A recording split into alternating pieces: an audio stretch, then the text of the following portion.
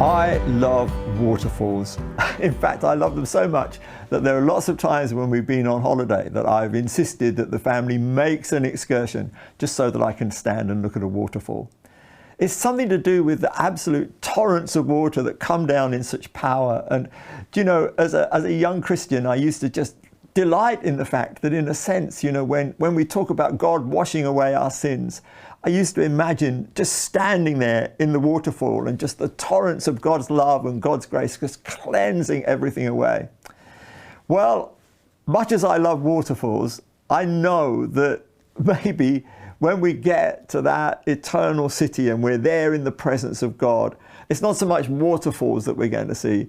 We're going to see springs of living water. Now, that's amazing, because that too is good, isn't it? Because, you know, those springs are going to be springs of refreshing.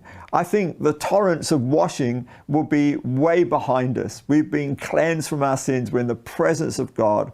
You know, without holiness, no one can see the Lord. So he's transformed us in that instant so that we can be fit to live in the blazing light of his presence.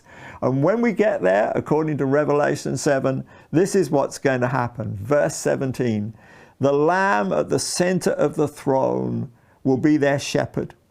He will lead them to springs of living water, and God will wipe away every tear from their eyes. Do you know, sometimes when we think about tears needing to be wiped away, we think about sadness, we're thinking about sorrow. But you know, I think when we get to heaven and there are tears in every eye, it's because we're going to see the goodness and the greatness of God. We're going to see his love, his gentleness, just that willingness to take us, to lead us to springs of water. And you know, you're going to see those things. I think we're going to well up on the inside. And God's going to have to wipe those tears away. And we're going to say, God, you are so great. Sometimes tears are prayers. Sometimes tears are just gratitude and worship.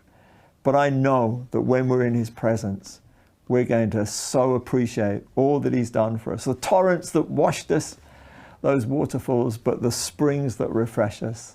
All those things are on God's heart for you and for me. Let's look forward to all that he has for us.